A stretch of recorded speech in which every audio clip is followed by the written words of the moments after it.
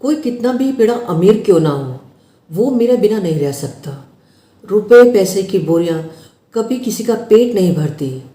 मैं ही सबके काम आती हूँ, सबका पेट भरती हूँ।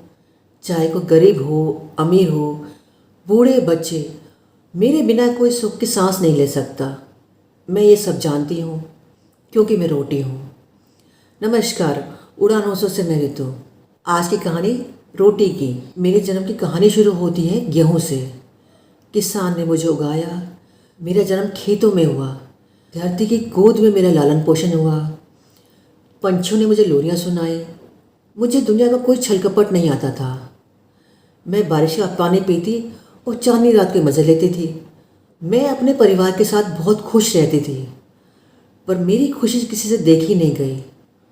वो किसान जो कभी मुझे देखकर बहुत खुश हुआ करता था, मुझे काटने की तैयारी में लग गया और मुझे मेरे परिवार से अलग कर दिया। मेरा तो दिल ही बैठा जा रहा था। अभी मेरा दुख कम भी नहीं हुआ था कि उसने मुझे एक अंधेरी कोठरी में डाल दिया। सच कहूँ, मैं बहुत डर गई। मुझ पर बहुत सारे बैलों को चलाया गया। उनके पैरों के नीचे मैं बहुत रोई, बहुत चिल्लाई, पर मैंने किसी से कोई शिकायत नहीं की। किसी ने मेरे दर्द को नहीं समझा और मैं आ गई ठेले पर। जो मुझे लेके गया उसने मेरे साथ बड़ी सहानुभूति दिखाई, पर एकदम बनावटी थी। उसने मुझे नहला धुला के साफ सुथरा करके ढेर बना के जमा कर दिया। मेरा एक एक दाना चमकने लगा, मानो जैसे सोने का हो। मुझे लगा मैं सचमुच देखने में बहुत अच्छी हूँ और मैं सचमुच बहुत सुंदर लगने लगी।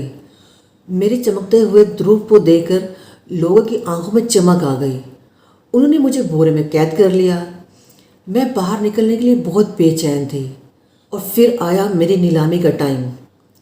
ये जो नीलामी का टाइम होता है ना, ये बड़ा कष्टदायक होता है। ये तो कोई मुझसे पूछे कैसे भरे बाजार में बोले लगते हैं। सब आपके आसपास झुंड बढ़ा के खड़े होते हैं और मेरी बोली लग रही थी। मेरी परख होने लगी। जिसने सबसे ऊंची बोली लगाई उसने फिर मुझे बोरे में कैद कर लिया। मैं तब भी चुप रही, किसी से कोई शिकायत नहीं की।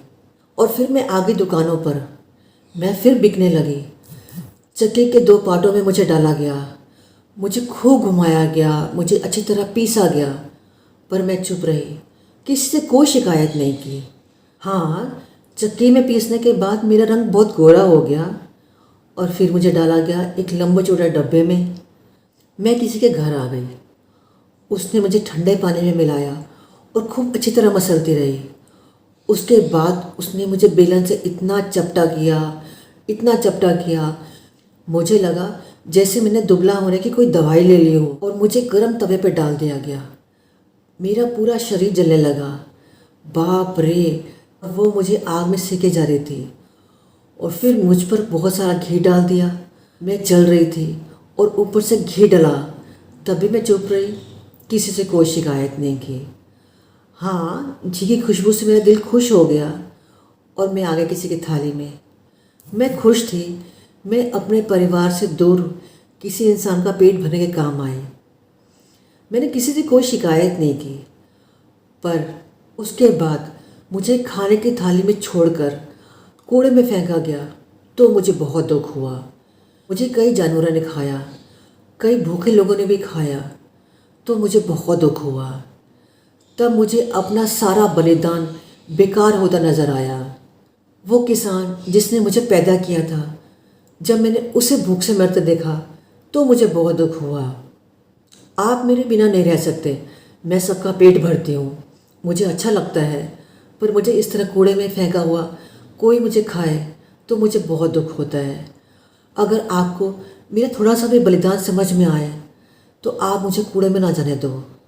बहुत से लोगों को मेरी ज़रूरत है। आप कितने भी अमीर हो, पैसे से आप सब कुछ खरीद सकते हो, पर पेट तो आपका अन्न से ही भरेगा। उसे यूँ बर्बाद ना करें। ये मेरा आप सबसे हाथ जोड़ के निवेदन है। देश के हर किसान को कोटि कोटि नमन। उसकी हिम्मत के लिए। पंख नहीं तो क्या गम है, हौसलों में बहुत दम है। याद रखिए, उड़ान पंखों से नहीं, हौसलों से होती है। अगर ये स्टोरी आपको थोड़ी सी भी अच्छी लगे तो आप कमेंट ज़रूर करना। अगर ये वीडियो फेसबुक पे देख रहे हैं तो मेरे फेसबुक पेज को लाइक कर लीजिए और अगर यूट्यूब पर देख रहे हैं तो वीडियो को लाइक कर लीजिए, चैनल को सब्सक्राइब कर लीजिए और बेल आइकन को भी दबा लीजिए ताकि आने वाली वीडियो का नोटिफिकेशन आपको टाइम पे मिल जाए। फिर मिलते हैं एक नई हौसले की उड़ान के साथ। तब तक के लिए टेक केयर।